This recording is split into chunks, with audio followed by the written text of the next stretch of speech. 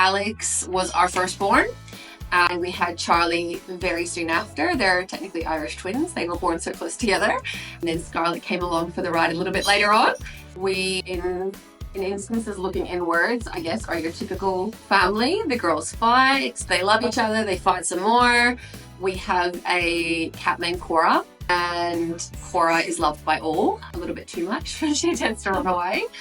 We have lived in Bunbury, and we recent 6 years ago, built our house.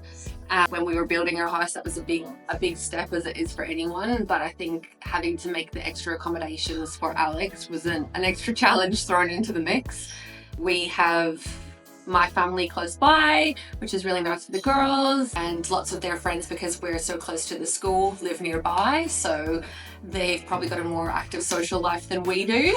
Anything where Alex can be involved is huge for us. Having 3 girls, and like I said, they have quite the social life. They aren't short on invitations to places, but invitations where Alex can actually be welcomed and is accessible is the word. For us to be able to go, be welcomed, not have to worry about stares, anything like that, but I mean stares from other people, sorry, not physical stares, is one of the blessings. But I think the fact that you're surrounded by other families who are in the exact same position as you, but it's not for a negative purpose like it normally is when you're in a hospital or when you're in therapies meeting other families. It's a occasion where it's happy, it's joyous, the kids are excited, Santa's there.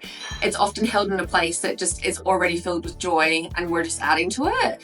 And so I think being able to meet families and communicate and engage with them on a level where it's not all about the negative, it's about the positives. And because variety brings so many positives to so many little kids' lives, you really focus on the joy and the emotions that come from that side of it, and being able to have conversations with other parents and families and even other siblings that are living the same experience with you, but being able to share the joy in that experience, not the pain in that experience, is really special. And I think that the importance of it is not just for the kids that get to experience the level of engagement with other kids that are like them in whatever capacity. I think it's the whole family reaps the benefit from what variety specifically provides. In terms of and not have to worry about if, ands or buts is a big thing, but the expense that comes with it. So when you look at doing events or going to even another kid's party or whatever cost may be associated, almost always doubles when there's a wheelchair involved. And I can't say personally, but I'm sure is the case whenever there's other needs or specifications involved.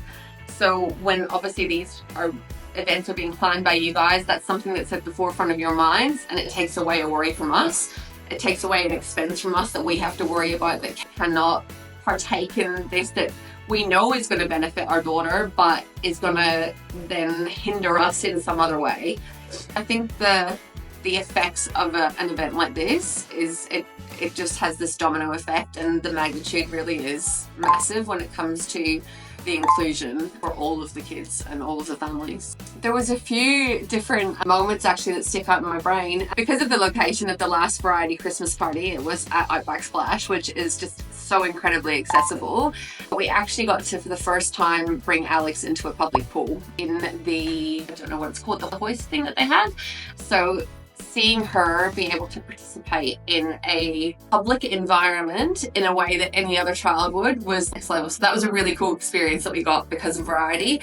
But other moments that stand out are seeing Santa, which was really cool. The Santa that was there was able, even though Alex is in a wheelchair, was accommodating and really comfortable holding her on his lap. So that was like a really nice experience, because if you've got to do that in a mall somewhere, that the Santa that's there might not feel comfortable holding a child with additional needs. Yeah. So that was really cool. Receiving the presents was something very unexpected for us, actually.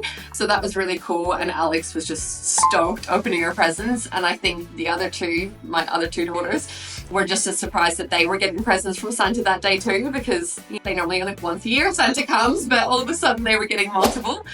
And what else? The events, the little stalls that were held. There was a face painting stall and a hair braiding stall and that sort of thing. Anytime we've seen those in the community. Obviously, those things take a while, and so with someone in a wheelchair that you need to use the toilet more often than a normal kid, or whatever it may be, if she's got a short attention span that day, or for other families that have kids with needs that you can't stay in line for that long. They had multiple people set up, and there wasn't those big lines you see, so Alex got to experience that as well, and she chose Elsa, of course she did. So she had snowflakes all over her face, so that was really cool. And yeah, I think that's probably standout moments for me, but definitely having a party that we can attend financially and be included so well was really cool. So yeah, the pool part for me was the coolest parts.